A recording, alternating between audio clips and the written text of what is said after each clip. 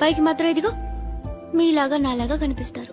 గత కొన్ని నెలలుగా అఘోరా నేను అంటూ చెప్పుకుంటూ అమ్మాయిల అవయవ మార్పిడి చేసుకున్న వ్యక్తి 2 తెలుగు రాష్ట్రాల్లో హల్చల్ చేస్తున్నాడు.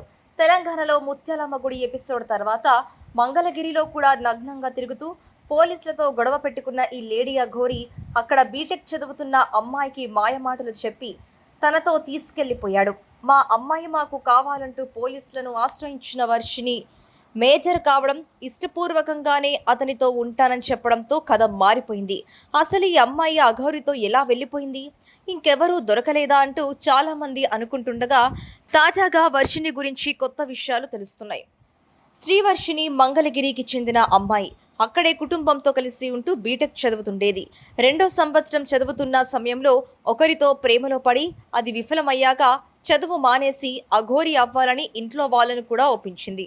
అలా రాజస్థాన్కి చెందిన ఒక అఘోరి బాబా ఆశ్రమంలో చేరిన వర్షిని అక్కడ ఉన్న అమ్మాయిలతో డాన్స్ వీడియోలు చేస్తూ సోషల్ మీడియాలో పెట్టేది. అంతేకాక అక్కడి అఘోరితో కూడా సంబంధం పెట్టుకుందని తన సోదరుడే చెప్పాడు. ఇక ఆ ఆశ్రమానికి వచ్చిన లేడీ అఘోరి శ్రీనివాస్తో పరిచయం ఏర్పడింది. ఫోన్ నెంబర్స్ మార్చుకొని చాట్ చేయసాగారు. వర్షిని ఆశ్రమం నుండి ఇంటికి వచ్చేశాక కూడా లేడీ అఘోరితో చాటింగ్ చేసేది.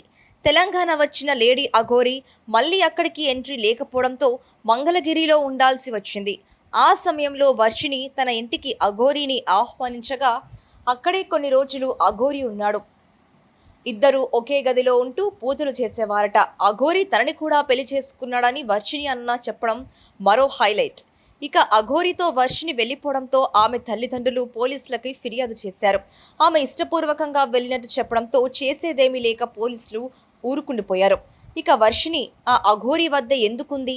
తాజాగా వర్షిని వాళ్ళ జోలికొస్తే పెట్రోల్ పోసుకొని చచ్చిపోతామని బెదిరించడం వంటివి చూసి అందరూ షాక్ అవుతున్నారు. అఘోరి అని చెప్పుకుంటూ అమ్మాయిలను మోసం చేస్తున్నాడని అర్థమైన అలాంటి వాడితో ఎందుకు శ్రీవర్షిని ఉంటుంది అనే అనుమానం అందరికీ వస్తుంది. అయితే దీనికి కొంతమంది వర్షినికి ముందు నుండి డబ్బు మీద వ్యామోహం ఉండడం వల్ల డబ్బు కోసమే అఘోరితో ఉంటున్నట్లు మాట్లాడుతున్నారు. అఘోరి వద్ద 3 కోట్ల విలువ చేసే విల్లా ఉందని, అలాగే డబ్బు చాలా ఉందని, అయిపోయే వరకు వాడితో ఉండి ఆ తర్వాత వచ్చేస్తుందని, అఘోరి కాదు మోసగాడు వర్షిని మెయిన్ విలన్ అంటూ చెప్తున్నారు.